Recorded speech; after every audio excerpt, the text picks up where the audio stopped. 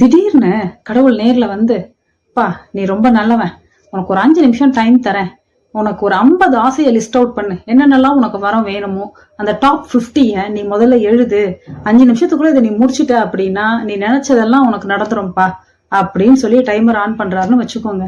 எத்தனை பேர் அந்த 5 நிமிஷத்துக்குள்ள 50 விஷயத்த நம்ம எழுதுவோங்க? கொஞ்சம் யோசிச்சு பாருங்களேன். இப்பயே இந்த வீடியோ பாஸ் பண்ணிட்டு கூட ஒரு செகண்ட் 5 நிமிஷம் டைமர் வச்சுட்டு டாப் 50 உங்களுக்கு என்னென்னலாம் வேணும்னு ஒரு லிஸ்ட்டை உட்காந்து எழுதுங்களேன். 5 நிமிஷத்துக்குள்ள முடிக்க முடியுதான்னு பாருங்களேன். பல பேரால முடியாதுங்க. சில பேர் தான் படத்துல வர மாதிரி ஒரு பெரிய லிஸ்ட்டை எப்பயும் கையில வச்சுட்டு இருப்பாங்க. எல்லாரும் அந்த கேட்டகரியில இருக்க மாட்டாங்க. சோ பல நேரத்துல நமக்கு என்ன தேவை என்ன தேவையில்லை அப்படின்றதே நமக்கு தெரியாது. இன்னைக்கு தேவையா இருக்கும் நினைச்சு நம்ம இதை எழுதுவோம். அப்புறம் ஒரு 4 நாள் கழிச்சு இல்ல இதை கொஞ்சம் ரீஃபைன் பண்ணலாமா, இப்படி நம்ம மாத்திக்கிட்டே இருப்போங்க. ஒரு தெளிவின்மை நமக்குள்ள இருந்துட்டே இருக்கும். அது வாழ்க்கையா இருக்கலாம், வேலையா இருக்கலாம். வாழ்க்கையில் நமக்கு வீடு, வேலை, அப்புறம் நம்மளுடைய பணம் சம்பந்தமான விஷயங்கள், உறவுகள் சம்பந்தமான விஷயங்கள் எல்லாத்துலயுமே இது அப்ளிகபிள் தான். ஒரு குழப்பம் நமக்கு நிலவிட்டே தான் இருக்கும்.